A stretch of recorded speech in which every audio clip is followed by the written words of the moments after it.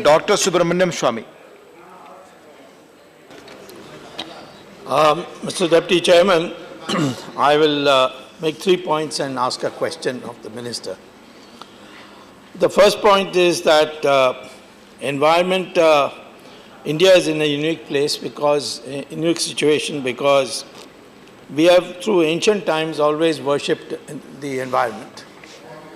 We worship the river, we worship trees, we worship rocks.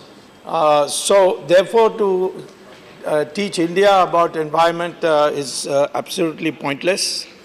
It's only a question of resources and the fact that we have come from almost several years of foreign invasions and foreign imperialist rules. So therefore today for India to take to environment it will be very easy because of its targets, because of its history and its heritage.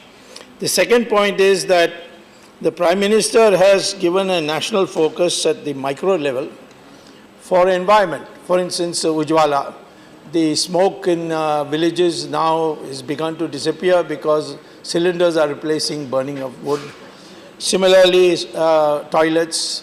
There are vast varieties of micro projects which he has introduced, cleaning up of the Ganga. So I think for the first time, I think in our history, we have a Prime Minister who's directly focused the minds of the people at the bottom level on the concept of environment, and that's why today, as the Minister in his rather phrased statement has made it very clear that we have met some of the targets much ahead of time. The third point I would like to make is that although after the Copenhagen Convention, there was a formulation in 2009 by the previous government of some 8 projects or 8 promises, but none of these achieved any of the objectives because no objectives were placed in concrete terms.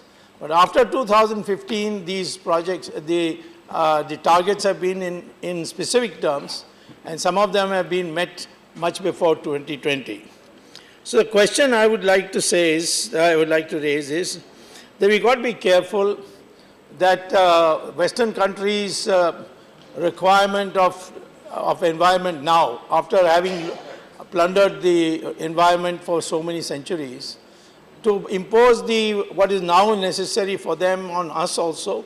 We have got to be very careful on that. I think the focus should be of the Environment Ministry on encouraging other ministries to start new technologies. For example, desalination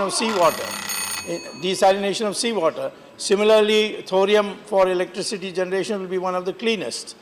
Hydrogen fuel cells for automobiles, which will be totally pollution free. So these new technologies and to motivate the IITs and so on through research and development, that is the way forward for developing the environmental psychology in the country. Thank you very much. Thank you. Dhanyavad, Dr. Swamy.